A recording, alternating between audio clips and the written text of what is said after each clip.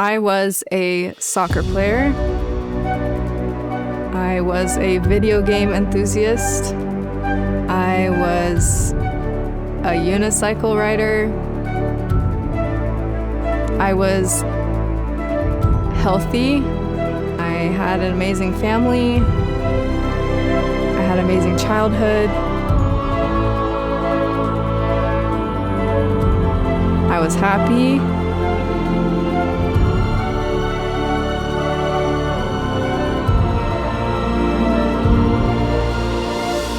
I am a cancer survivor.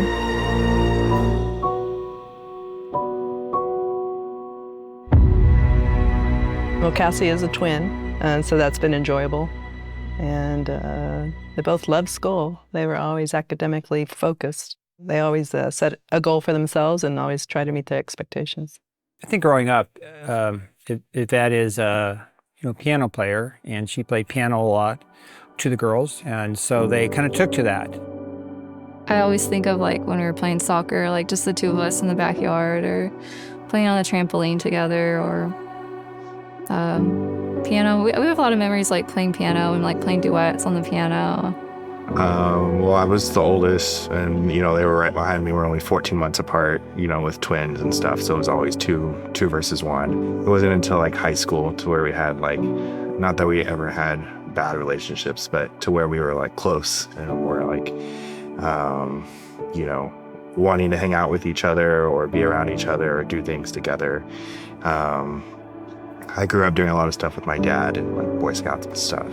So it was I think in high school, I would say more so. And since high school, our relationships have like become better and things like that. And ever since she's been around, she's like their big sister too. So they were more like, let's go kick the ball and play soccer. And so both our daughters, in particular Cassie, played soccer up for quite a while, middle school, and so about we 7 years supported her in that role. And her sister played a little bit longer in through her freshman year of high school. But Cassie decided to really focus on her music, on the piano, and that's what she majored in when she went to college, is piano and being a school teacher, music teacher. I remember, presenting her flowers after her recital, and she dressed up in a very nice gown. And we have a piano at home, so she would sit for hours and, play the piano. And then her senior year, she arranged her schedule to where, she had band and she had choir, and then she had an independent study. And most of that time was with music. Her independent study was just simply practicing for her senior recital in high school, just so that she could prepare for that. So, and she had great support at Roosevelt High School with the music teacher and the choir teacher as well, kind of supporting her throughout that time and encouraging her in her music. So we never had to tell Cassie to practice the piano. That was something she just loved to do. Yeah. That particular day on Friday, it was the Friday like right before our college classes were gonna start, and so she was at her school, I was at my school at A&M, and so I was just like waiting around for this phone call, and it was pretty stressful. We had all been waiting for her to get her test results back to see what exactly was going on. Yeah, I think she had called me because I was at work, and then when I was off, I think I spoke to Cassie. I was on my drive home from work and got the call from Cassie, and I was 5 minutes from home, so I kept her online and got him as soon as I got home. And we went into our bedroom, and she told us the news that she had been told that she did have cancer, so that was a hard call. I just remember hearing the fear in her voice over the phone, and she asked to speak with her brother, which was heart-wrenching at the same time. Kind of just like devastating to get that from her. And she was crying, and like we were all crying. But she called us like individually, so. But it's just like also immediately like, well, what's this cancer? What's the treatment? Like just like that kind of stress as well. I think the hard part of that was knowing she was determined, to like, this was not going to affect her. She didn't know at the time, But she, had a car. We'd gotten her a car. She drove to college, Stephen F. Austin, all by herself, right? This is a big deal for her. She's determined, whatever this problem is, it's no big deal. I'm going to overcome it. The hard part was not just hearing that, but then knowing she was by herself, her friends hadn't quite caught up with her at that point. Going up there, packing her up, withdrawing her from school, and then that drive home. And saying goodbye to her friends. Goodbye to her friends was really... knowing her friends were going to graduate and she wasn't. Yeah. That was a big one too. Yeah. Putting her life on hold for cancer. I am Cassandra Martinez, and I am a cancer survivor. Was healthy, very healthy practically my entire life, doing well in school. Had just gotten back from a really fancy music experience with my university in Italy, and that's when it all came to a crashing halt. I started having some symptoms while I was in Italy with my piano professor and some of the students. I had trouble swallowing pills at first to sleep on the plane. And, at first I just I just had trouble swallowing that pill. And then it just kind of turned into feeling very fatigued, especially when I came back home from that trip.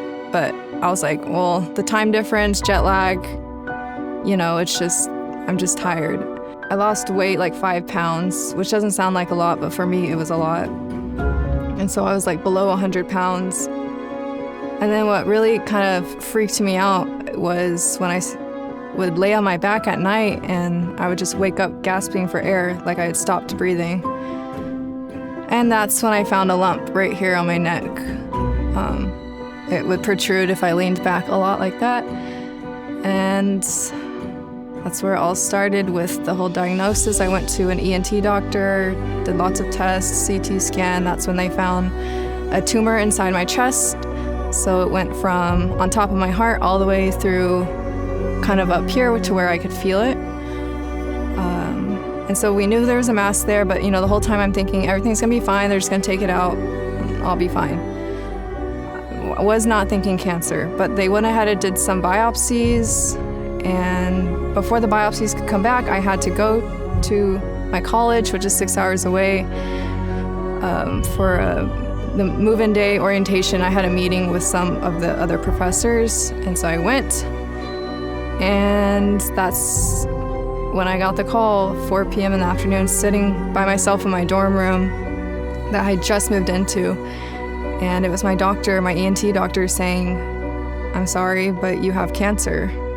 What was going through your head at that moment? A lot. At the time, we didn't really know how bad the cancer was. We didn't know what stage it was, but just that life is definitely different now. My parents drove the 6 hours to come get me the very next day. I withdrew from the university at the registrar's office, and that was that. I went back home. And then that was a Saturday, and by Monday I was in the hospital for chemo. Well, we were told in the beginning that she was going to be on a pediatric protocol, even though she was 21, but that her body could withstand the chemicals that they were going to having to ingest. We had to bring her back and forth from home. Once she got a fever, you had to bring her back because sepsis could set in at any time. Kind of asked him a lot of questions. I remember asking him how to spell it, and it was T-cell lymphoblastic lymphoma. So I was like, can you spell it so I can go on Google later?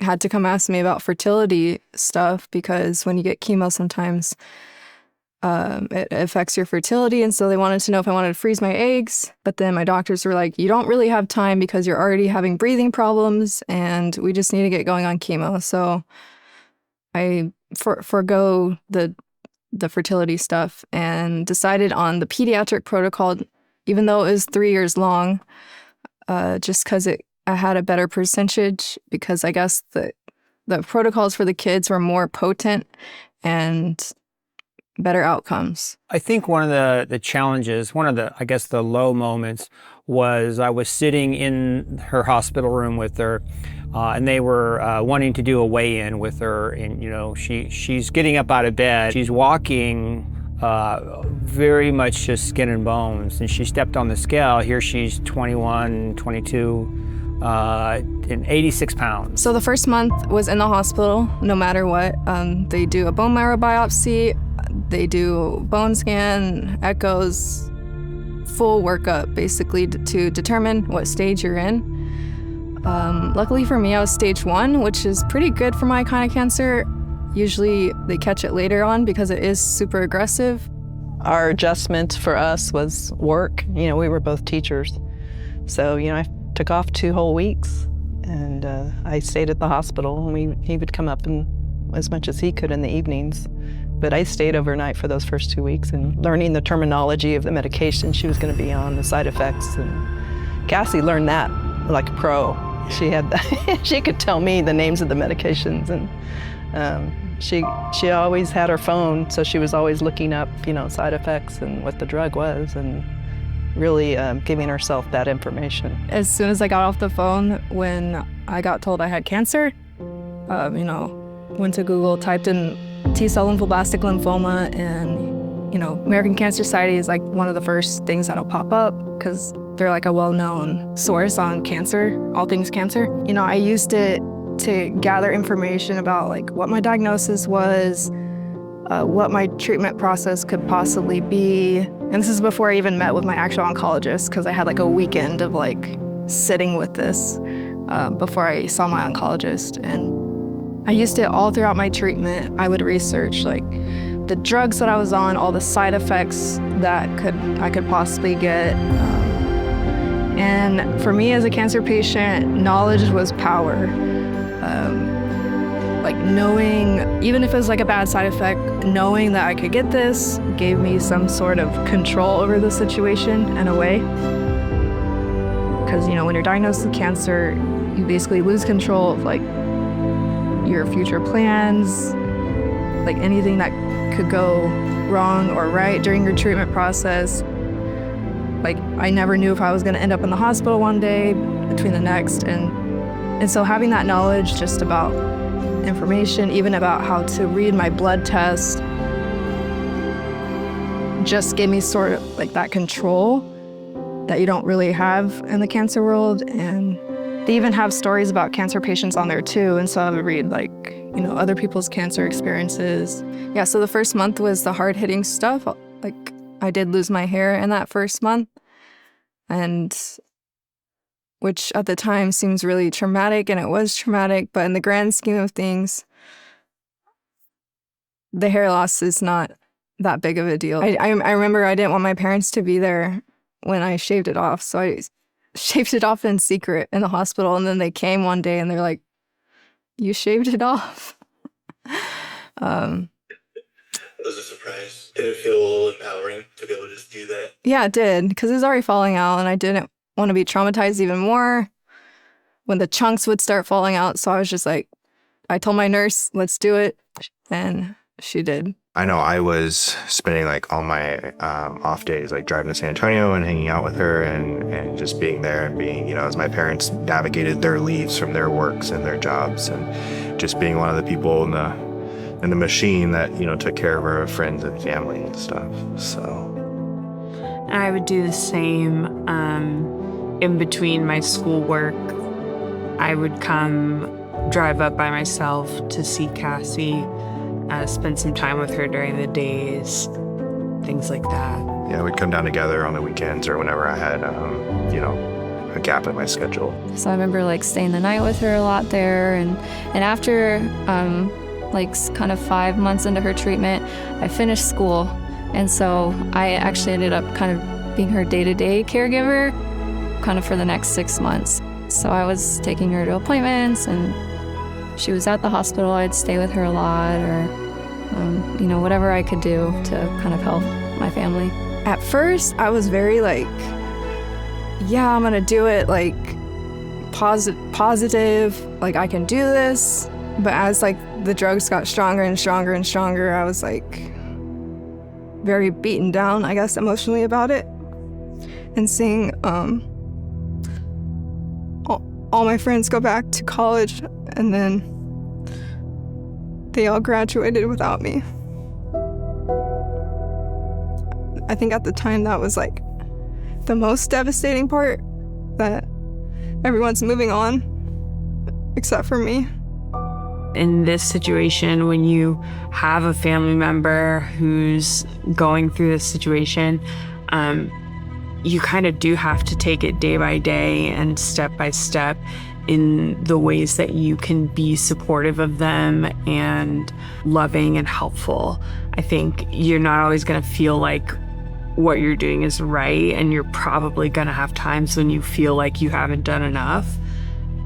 But, you know, just doing what you can when you can is helpful. Having a good community around you and a good support system, and like reaching out for help like where you need it and when you need it, whether that's like financially or just like taking people to appointments. That was a big thing, because there's always going to be a time like you can't you know, take her to every single appointment all the time. So having just like a good support system, friends, asking friends to help out. We had a couple family friends that would kind of help with those things for her. So, and that made a really big difference. Yeah, I loved when people came and visited me in the hospital. So yeah, obviously my family was a support system. My church community that I was part of at the time, St. Pius, all the musicians from they came to our house and serenaded us at Christmas time. So that was really special. Men's fraternity, choir fraternity at my college from the music department. They drove the 6 hours and they sang like one song in my hospital room and then they left. I thought that was like very sweet and a thoughtful thing to do. And then while I was in the hospital, I encountered different support groups. So there's like It's a C Thing, which was a support group for young adults. I would go, and just talking to other patients about what you're all going through was definitely very helpful in processing what I was going through. And just hearing it, like, you're not alone. Like, you're all taking the same drugs for the most part. You're like, hey, I had this side effect. And the other person's like, hey, I have that too. And then, you know, we would like fist bump and be like, okay, well, we can do this together. And then the Hearts Need Art was getting off the floor at that point. They were like a nonprofit that provided art classes. They would provide yoga classes or bedside music. Stanzi, the founder and CEO at the time, she came into my room like maybe like the first week I was there, and she was like, hey, I like to play the piano and I play for the cancer patients. And I'm like, okay, don't really want a stranger in my room, but it's okay. I was trying to be nice. I don't remember what she played, but from then on we became really good friends, because it turned out she also was a cancer patient, and we bonded over, we were on the same protocol, so we bonded over that a little bit. And yeah, and the art classes were great too, because you got to meet other patients, and just doing simple art together as a community was just very therapeutic at the time. So I really like the Dear Jack Foundation. It was started by Andrew McMahon, and he was also an ALL cancer survivor, leukemia. He went through it at 21, which is like the same age I went through it, and I, you know, really connected with him. And they have a scholarship program for people specifically going back to school after a cancer diagnosis, so back to college. And I knew going back to college, like, I had to have certain things in place. For instance, I needed a dorm room by myself. Like, I could not share a bathroom with anyone else for germ reasons, and just, you know, the chemo comes out of you, and so you can't expose anyone else to that. And so that, you know, that dorm room is going to cost 10 times more than a regular dorm room. And so I knew I needed some extra scholarships, so I ended up applying for the Dear Jack Music Scholarship, because Andrew, the guy that founded Dear Jack, is a musician himself. So his scholarship was $5,000. And so I wrote, you know, recommendation letters, I wrote an essay, and then I got it, which is amazing. He actually personally called me on the phone and told me I got this scholarship. I was like, yes, I can go back to school.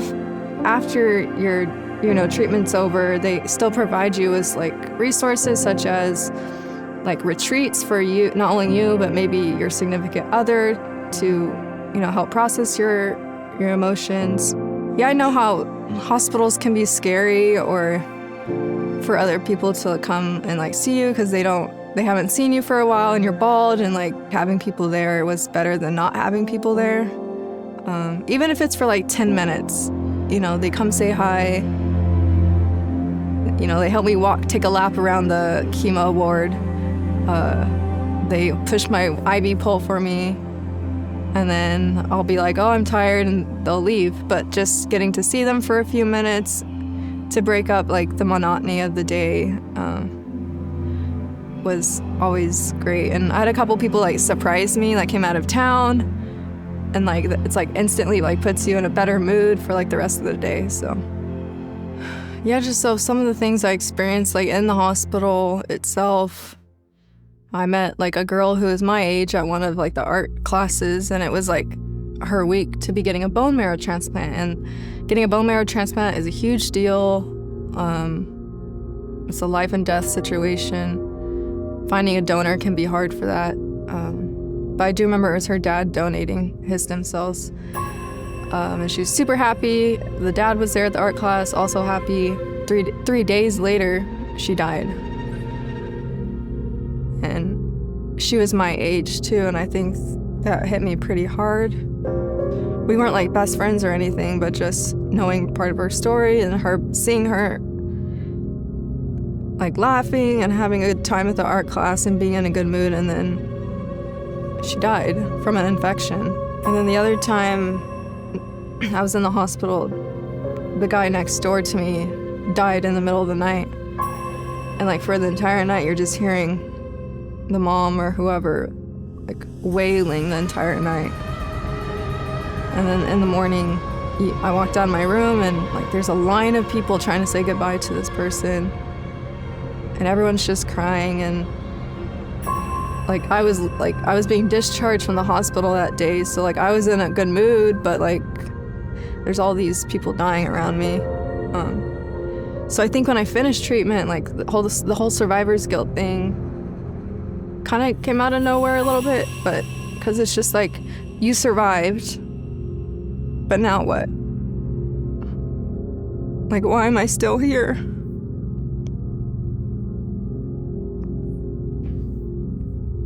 And so you just go through like this existential crisis, I guess. And yeah, so I spent a year in therapy processing all those emotions. And it still comes and goes, like when I hear other people's cancer stories, but kind of like still trying to figure out like what's my purpose on this planet.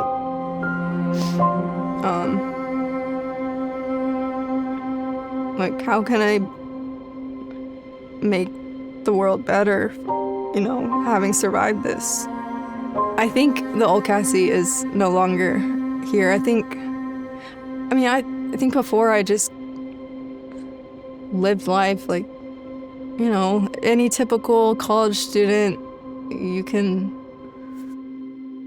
use your own imagination, just, going through life and like not really worrying about stuff, and barely been to a doctor, you think you're invincible is really what you feel when you're, going to college. Definitely like having family time a lot more and not taking them for granted, because who knows what can happen in the future.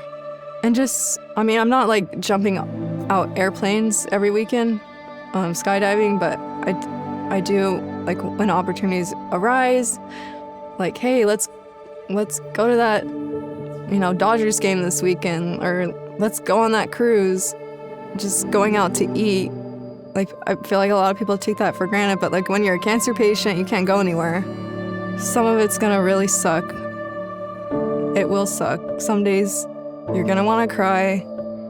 You're gonna wanna shout at someone, but just try to treat every day is a new day, and what happened yesterday is not defining the rest of your days. And at the end of your treatment, like, take the time to celebrate, like do something fun For me, I got a puppy on my last chemo treatment. Her name is Ruby. She still lives with my parents. So maybe have like a goal that you're working towards and that it's going to be okay. I know that sounds cliche, but no matter what happens to you or with your family, like, it will be okay either way. Just don't give up. Stay positive, but also take time to not be positive. Take time to feel your feelings, because I think a lot of times you put up a wall for like visitors, or like when your doctor's in there, you're like, how are you doing? Like, I'm doing good, I'm doing fine, but like really on the inside you're dying.